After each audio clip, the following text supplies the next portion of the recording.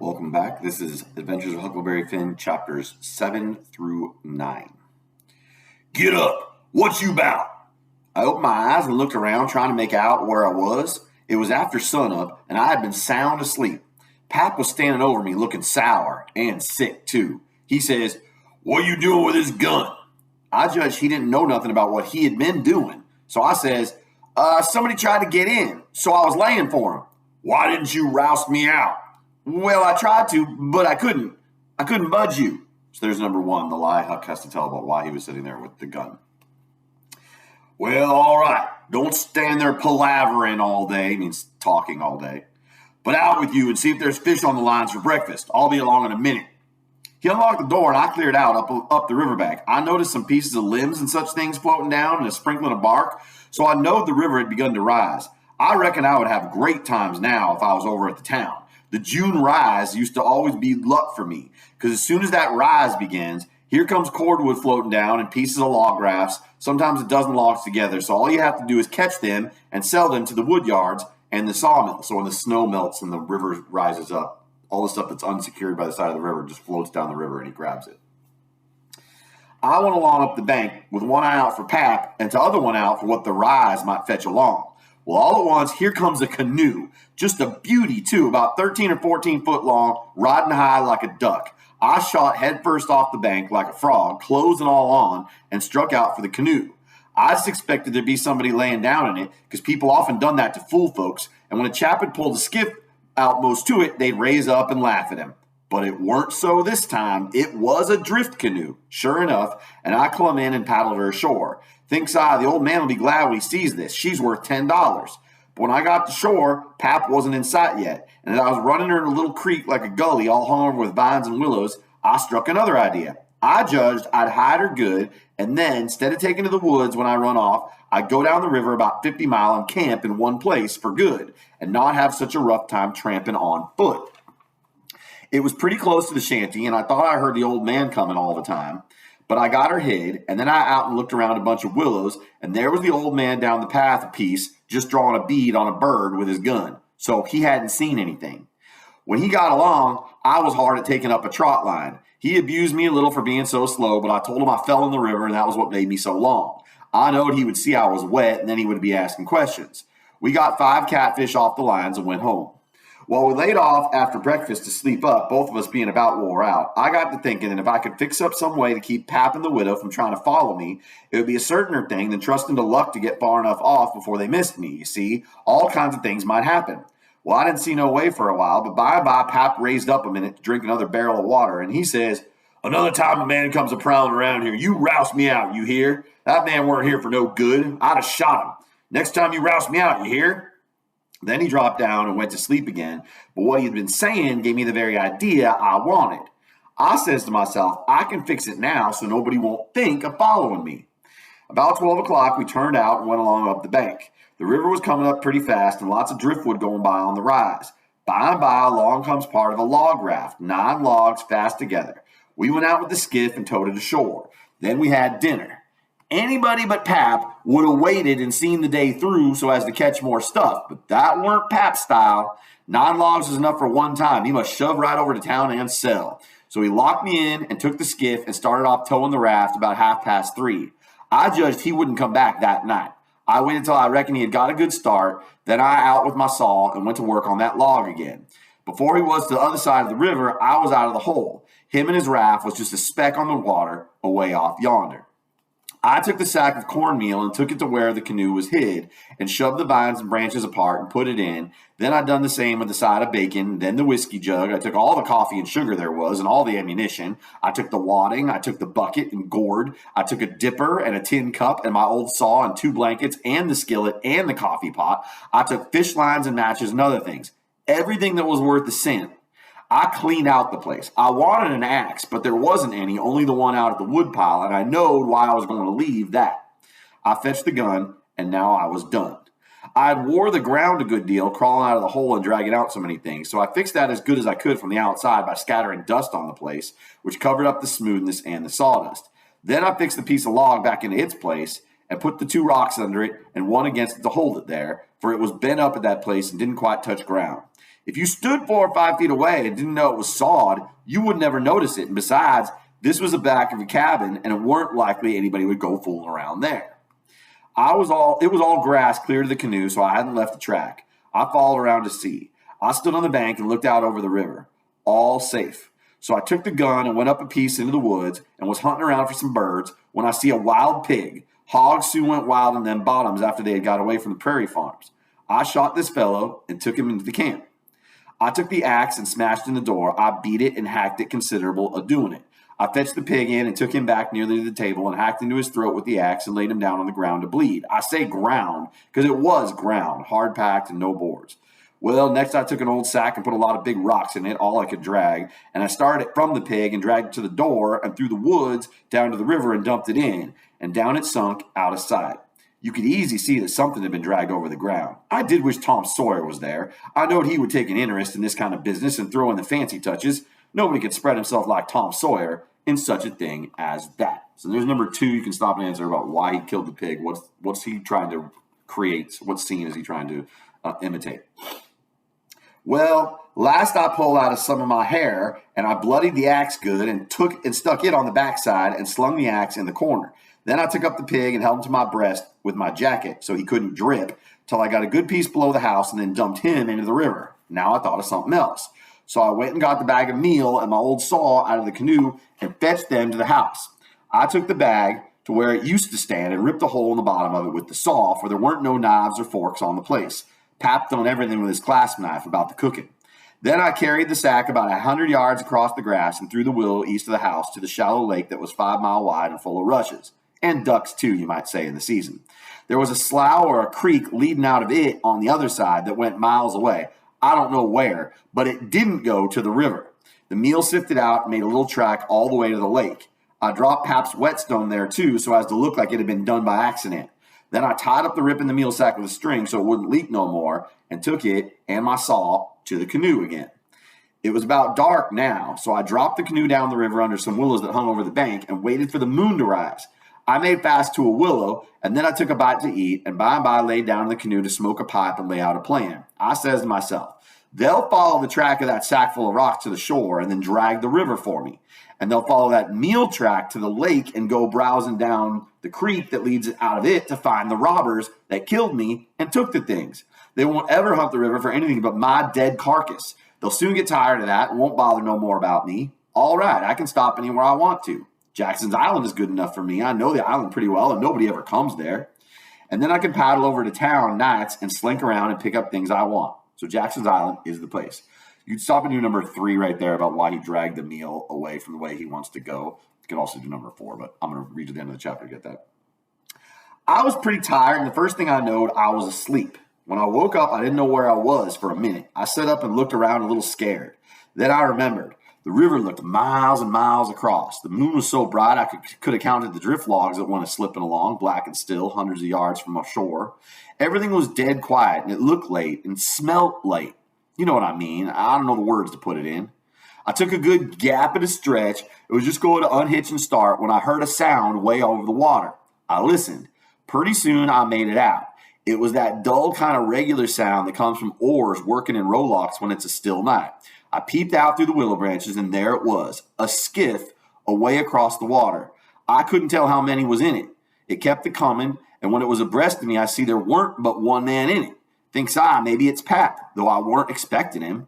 He dropped below me with the current, and by he come swinging up shore in the easy water, and when he went by so close, I could have reached out the gun and touched him. Well, it was Pap, sure enough, and sober, too, by the way he laid to his oars. I didn't lose no time. The next minute, I was spinning downstream, soft but quick, in the shade of the bank. I made 2.5 miles, and he then struck out 1/4 mile or more toward the middle of the river, because pretty soon I'd be passing the ferry landing, and people might see me and hail me. I got out amongst the driftwood and then lay down in the bottom of the canoe and let her float. I laid there and had a good rest and a smoke out of my pipe, looking away into the sky, not a cloud in it. The sky looks ever so deep when you lay down on your back in the moonshine. I never knowed it before. And how far a body can hear on the water such nights. I heard people talking at the ferryland, and I heard what they said, too, every word of it. One man said it was getting toward the long days and the short nights now. The other one said this weren't one of the short ones, he reckoned. And then they laughed, and he said it over again, and they laughed again. And then they waked up another fellow and told him and laughed, but he didn't laugh. He ripped out something brisk and said, let him alone. The first fellow said he allowed to tell it to his old woman. She would think it was pretty good, but he said that weren't nothing to some things he had said in his time. I heard one man say it was nearly 3 o'clock, and he hoped daylight wouldn't wait more than about a week longer. After that, the talk got further and further away, and I couldn't make out the words anymore, but I could hear the mumble, and now and then a laugh, too, but it seemed a long ways off. I was away below the ferry now. I rose up, and there was Jackson's Island, about 2.5 miles downstream, heavy timbered and standing up out in the middle of the river, big and dark and solid like a steamboat without any lights. There weren't any signs of the bar at the head. It was all underwater now. So now you can definitely stop and do number 4 about where he's going, this place in the middle of the river. It didn't take me long to get there. I shot past the head at a ripping rate. The current was so swift, and then I got the dead water and landed on the side toward the Illinois shore. I run the canoe into a deep dent in the bank that I knowed about. I had to part the willow branches to get in, and when I made fast, nobody could have seen the canoe from the outside. I went up and sat down on a log at the head of the island and looked out on the big river and the black driftwood and away over to the town 3 miles away where there was 3 or 4 lights twinkling. A monstrous big lumber raft was about a mile upstream coming along down with a lantern in the middle of it. I watched it come creeping down, and when it was most abreast of where I stood, I heard a man say, "Stern oars there, heaver head to starboard." I heard that part just as plain as if the man was by my side. There was a little gray in the sky now, so I stepped in the woods and laid down for a nap before breakfast. And that's the end of chapter 7. Here's chapter 8. The sun was up so high when I waked that I judged it was after 8 o'clock. I laid there in the grass in the cool shade, thinking about things and feeling rested and rather comfortable and satisfied. I could see the sun out at 1 or 2 holes, but mostly it was big trees all about and gloomy in there amongst them. There was freckled places on the ground where the light sifted down through the leaves, and the freckled places swapped about a little, showing there was a little breeze up there. A couple of squirrels sat on a limb and jabbered at me very friendly. I was powerful, lazy, and comfortable. Didn't want to get up and cook breakfast. Well, I was dozing off again when I thinks I hears a deep sound of boom away up the river. I rouses up and rests on my elbow and listens. Pretty soon I hears it again. I hopped up and went and looked out of the hole in the leaves, and I see a bunch of smoke laying on the water a long ways up, about abreast the ferry. And there was the ferry boat full of people floating along down. I knowed what was the matter now. Boom! I see the white smoke squirt out of the ferry boat side. You see, they was firing cannon over the water, trying to make my carcass, my dead body, come to the top. So there's your answer for number 5. I was pretty hungry, but it weren't going to do for me to start a fire because they might see the smoke. So I sat there and watched the cannon smoke and listened to the boom. The river was a mile wide there, and it always looks pretty on a summer morning. So I was having a good enough time seeing them hunt for my remainders if I only had a bite to eat. Well, then I happened to think how they always put quicksilver in loaves of bread and float them off because they always go right to the drowned carcass and stop there. So says I'll keep a lookout, and if any of them's floating around after me, I'll give them a show. I changed to the Illinois edge of the island to see what luck I could have, and I weren't disappointed. A big double loaf come along, and I got most of it with a long stick, but my foot slipped, and she floated out further. Of course, I was where the current set and the closest to the shore. I knowed enough for that. But by and by along comes another one, and this time I won. I took out the plug and shook out the little dab of quicksilver, otherwise known as mercury, and set my teeth in it. It was baker's bread, what the quality eat. None of your low-down corn pone. So here's number 6, which on the heels of number 5, these ridiculous things that they're doing to try to find his body.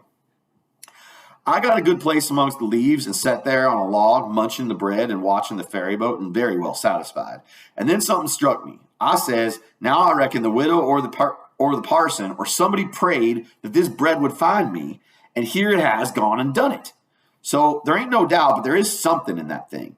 That is, there's something in it when a body like the widow or the parson prays, but it don't work for me, and I reckon it don't work for only just the right kind of people.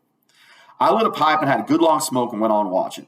The ferry boat was floating with the current, and I allowed I'd have a chance to see who was aboard when she came along, because she would come in close where the bread did.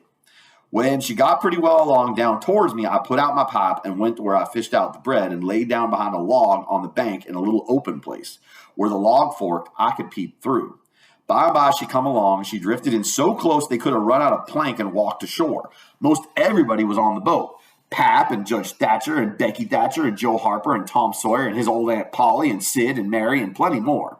Everybody was talking about the murder, but the captain broke in and says, Look sharp now. The current sets in the closest here, and maybe he's washed ashore and got tangled amongst the brush at the water's edge. I hope so, anyway.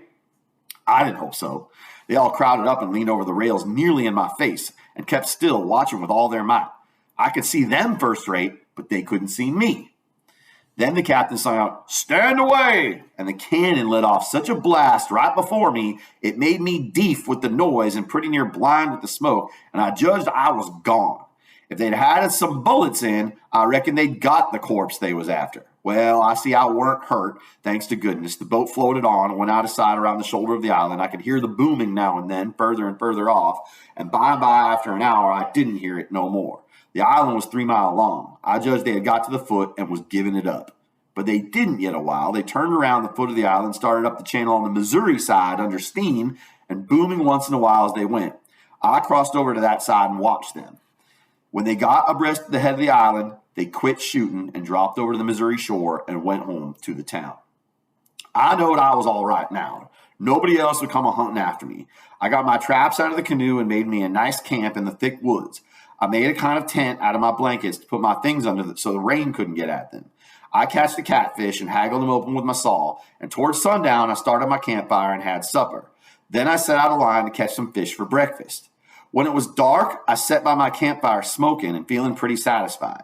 But by and by I got sort of lonesome, and so I went and sat on the bank and listened to the currents washing along and counted the stars and drift logs and rafts that come down, and then went to bed. There ain't no better way to put in the time when you are lonesome. You can't stay so. You soon get over it.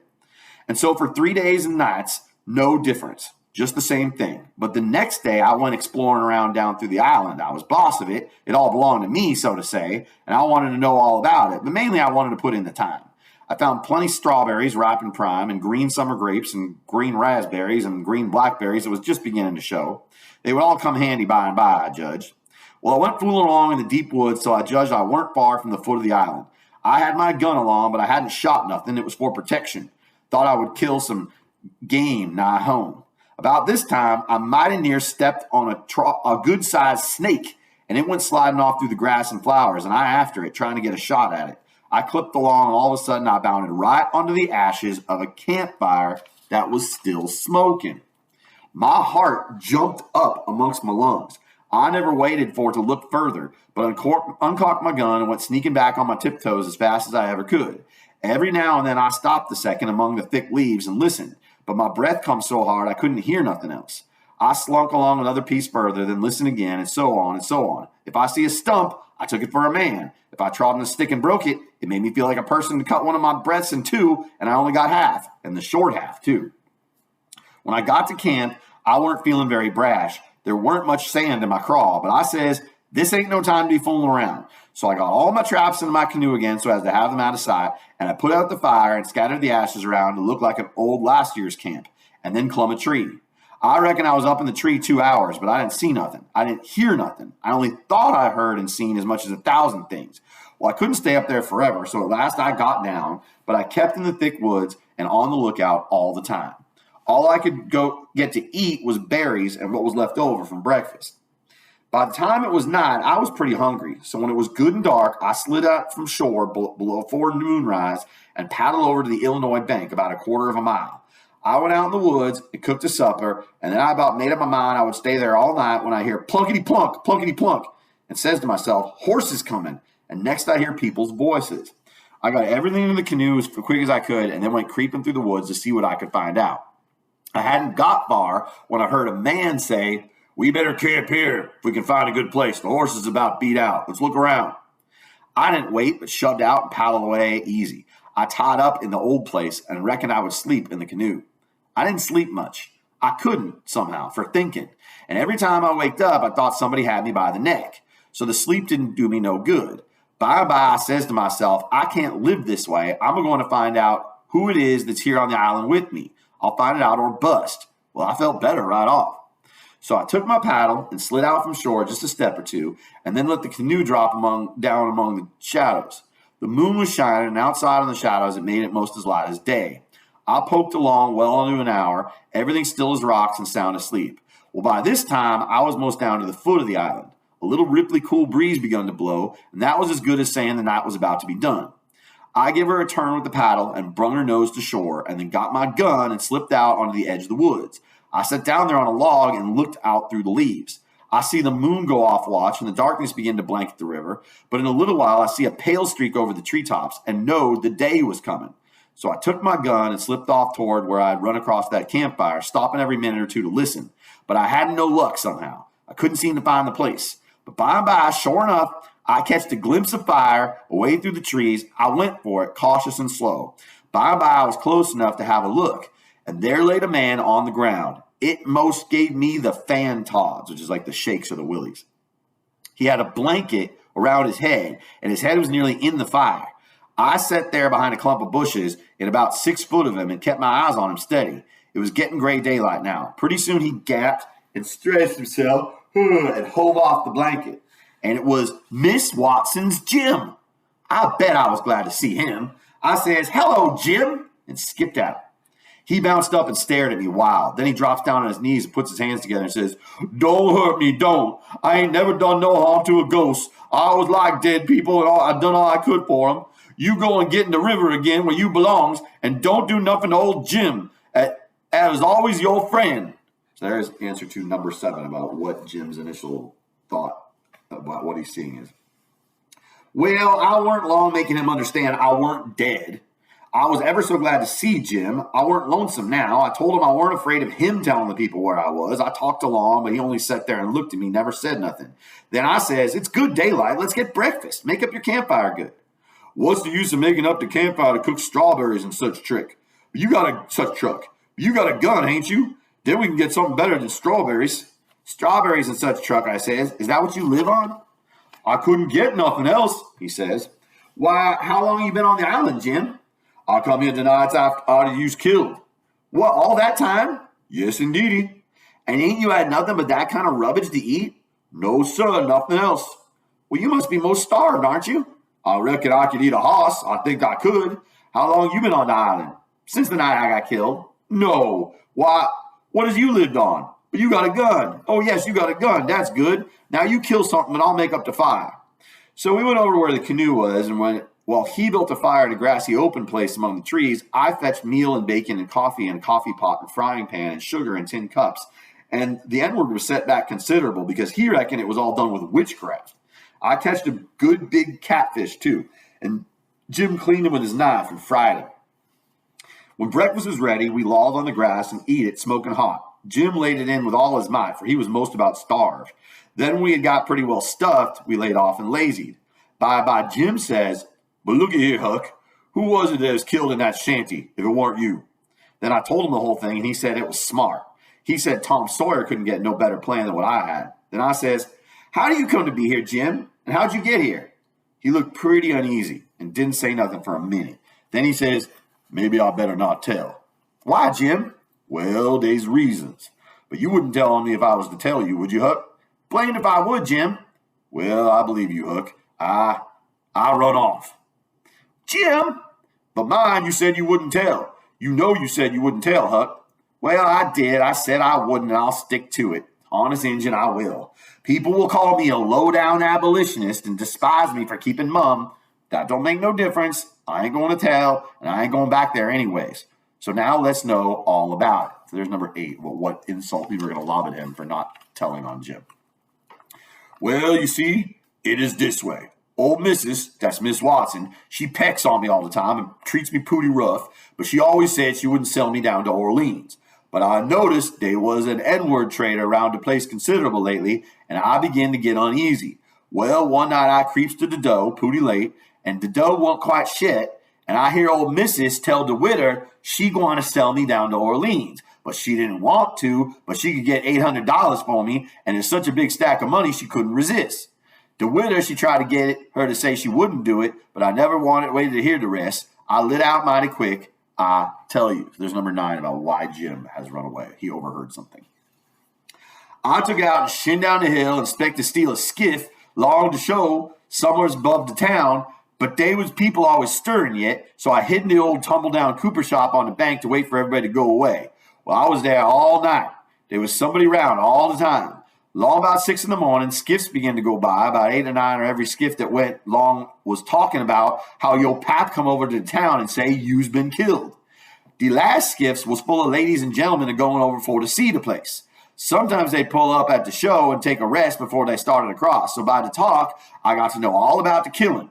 I was powerful sorry you's killed, Huck, but I ain't no more now. I laid down in the shavings all day. I was hungry, but I wasn't afeared because I knowed old missus and the widder was going to start the camp meetings right after breakfast and be gone all day. And they knows I goes off with the cattle about daylight, so they wouldn't expect to see me around the place, and so they wouldn't miss me till after dark in the evening. The other servants wouldn't miss me because they'd shin out and take a holiday as soon as the old folks is out in the way. Well, when it come dark, I tuck out up the river road and went about 2 miles or more what they weren't no houses. I made up my mind about what I was going to do. You see, if I keep on trying to get away afoot, the dogs would track me. If I stole a skiff to cross over, they'd miss that skiff, you see, and they'd know about where I'd land on the other side and where I'd pick up my track. So I says a raft is what I was after, and it don't make no track. I see a light coming around the pint by and by, so I weighed in and shoved a log ahead of me and swum more than halfway across the river and got in amongst the driftwood and kept my head down low and kind of swum against the current till the raft come along. Then I swum to the stern of it and tuck a hole. It clouded up. It was pooty dark for a little while, so I clumb in and lay down with the planks.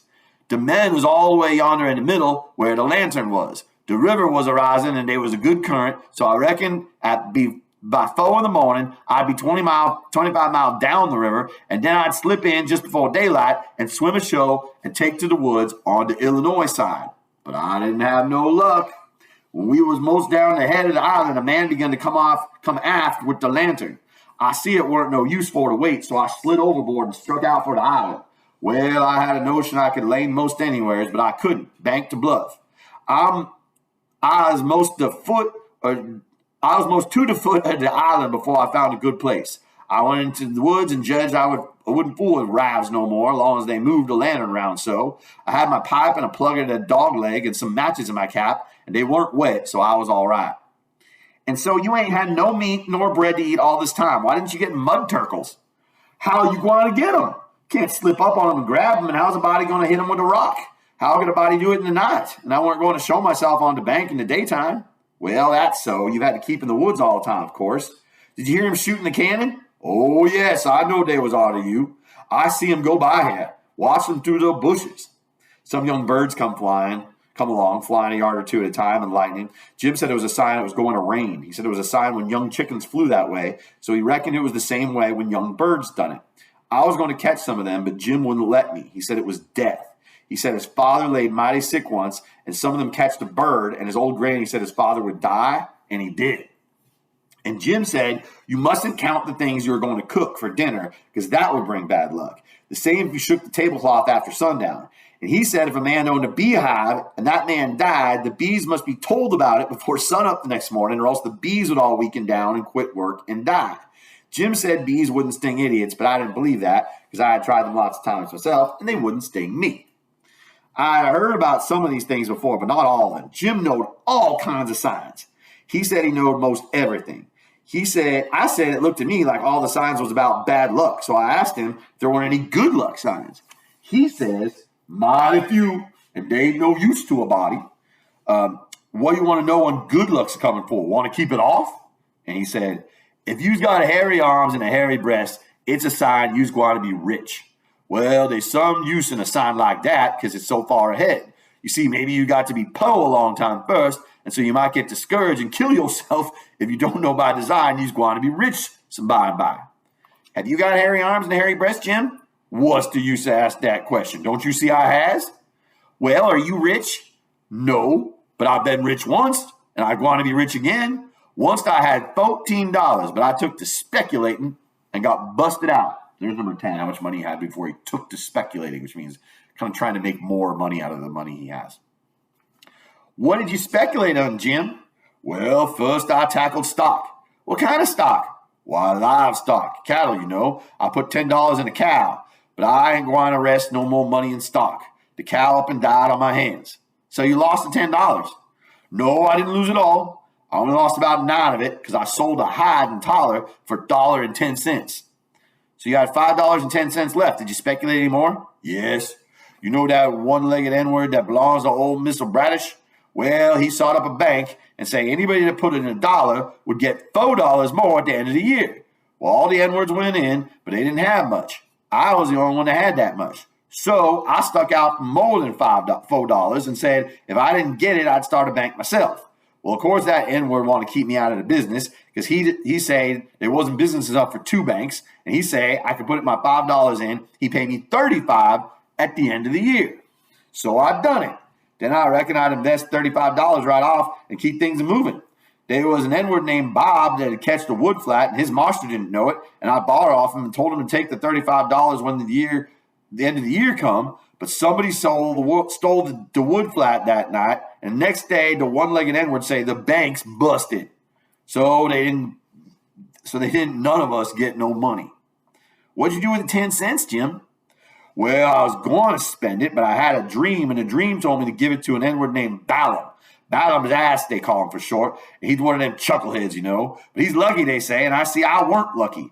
The dream say, let Balaam invest the 10 cents, and he'd make a raise for me. Well, Balaam, he took the money, and when he was in church, he heard a preacher say that whoever give to the poor, lend to the Lord, and bound to get his money back 100 times. So Balaam, he took and gave 10 cents to the poor and laid low to see what was going to come of it. Well, what did come of it, Jim? Nothing ever come of it. I couldn't manage to collect that money, no way. And Balaam, he couldn't. I ain't going to lend no more money without I see the security.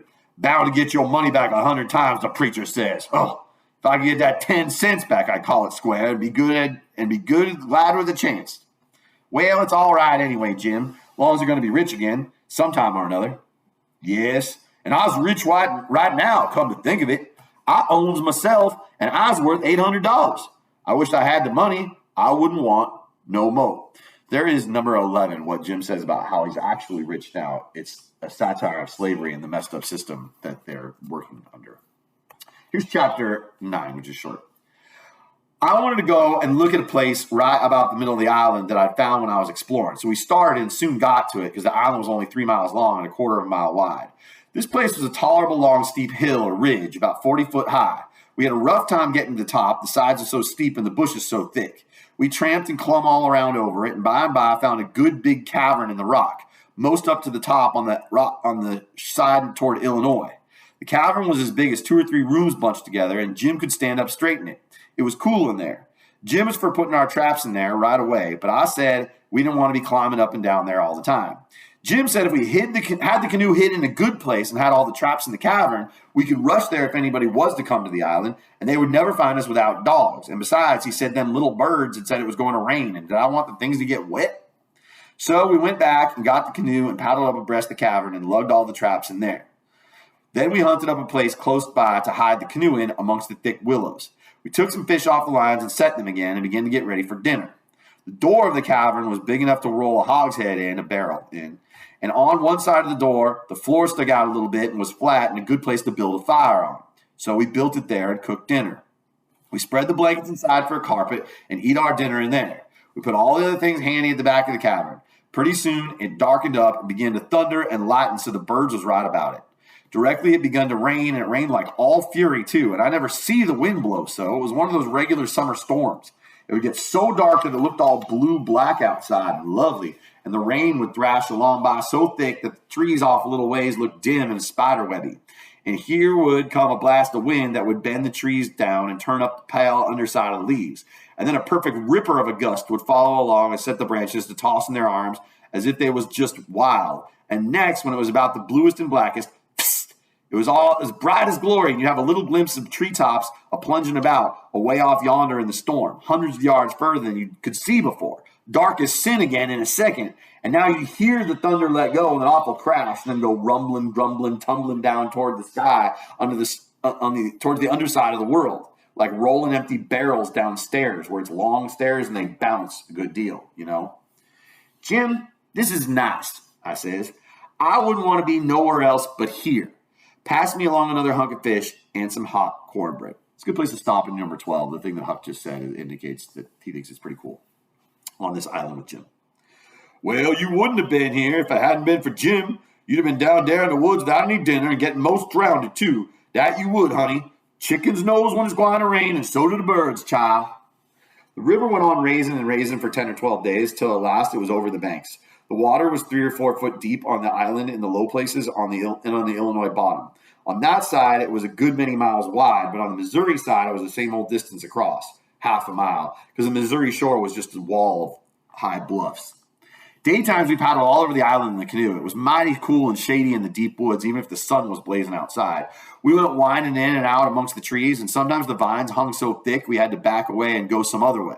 Well, on every old broken down tree, you could see rabbits and snakes and such things. And when the island had been overflowed a day or two, they got so tame on account of being hungry that you could paddle right up and put your hand on them if you wanted to, but not the snakes and turtles. They would slide off into the water. The ridge our cabin was in was full of them. We could have had pets enough if we'd wanted them. One night we catched a little section of a lumber raft, nice pine planks. It was 12 foot wide and about 15 or 16 foot long, and the top stood above the water 6 or 7 inches, a solid level floor. We could see saw logs go by in the daylight sometimes, and we let them go. We didn't show ourselves in daylight. Another night, we was up at the head of the island just before daylight. Here comes a frame house down on the west side. She was a 2-story house and tilted over considerable. We paddled out and got aboard, clumb in an upstairs window. But it was too dark to see yet, so we made the canoe fast, we tied it up, and set in her to wait for daylight. The light began to come before we got to the foot of the island. Then we looked in at the window. We could make out a bed and a table and 2 old chairs and lots of things around about on the floor. And there was clothes hanging against the wall. There was something laying on the floor in the far corner that looked like a man. So Jim says, "Hello, you," but it didn't budge. So I hollered again, and then Jim says, "The man ain't asleep. He's dead. You hold still, I'll go and see." He went and bent down and looked and says, "It's a dead man, yes indeedy, naked too. He's been shot in the back. I reckon he's been dead 2 or 3 days. Come on, Huck, come on in, but don't look at his face. It's too ghastly." You can stop and do number 13 there about what Jim doesn't want Huck to look at. I didn't look at him at all. Jim throwed some old rags over him, but he needn't have done it. I didn't want to see him. There was heaps of old greasy cards scattered around over the floor and old whiskey bottles and a couple of masks made out of black cloth. And all over the walls was the ignorantest kind of words and pictures made with charcoal. There was 2 old dirty calico dresses and a sunbonnet and some women's underclothes hanging against the wall and some men's clothing too. We put the lot into the canoe. It might come good. There was a boy's old speckled straw hat on the floor. I took that too. And there was a bottle that had milk in it and had a rag stopper for a baby to suck. We would have took the bottle, but it was broke. There was a seedy old chest and an old hair trunk with the hinges broke. They stood open, but there weren't nothing left in them that was any account. The way things was scattered about, we reckoned the people left in a hurry and weren't fixed so as to carry off most of their stuff. We got an old tin lantern and a butcher knife without any handle and a brand new Barlow knife worth 2 bits in any store and a lot of tallow candles and a tin candlestick and a gourd and a tin cup and a ratty old bedquilt off the bed and a reticule with needles and pins and beeswax and buttons and thread and all such truck in it and a hatchet and some nails and a fish line as thick as my little finger with some monstrous hooks on it and a roll of buckskin and a leather dog collar and a horseshoe and some vials of medicine that didn't have no label on them. And just as we was leaving, I found a tolerable good curry comb and Jim, he found a ratty old fiddle bow and a wooden leg. The straps was broke off it, but barring that, it was good enough leg, though it was too long for me and not long enough for Jim, and we couldn't find the other one, though we hunted all around. And so, taking all around, we made a good haul. We was ready to shove off. We was a quarter of a mile below the island, and it was pretty broad day, so I made Jim lay down in the canoe and cover up with the quilt, because if he set up, people could tell he was an N-word a good ways off. I paddled over to the Illinois shore and drifted down most half a mile doing it. I crept up the dead water under the bank and had no accidents and didn't see nobody. We got home all safe. So number 14 is about listing a bunch of stuff they found in there. They just found a whole bunch of stuff that I read off to you. And that's the end of chapters 7 through 9.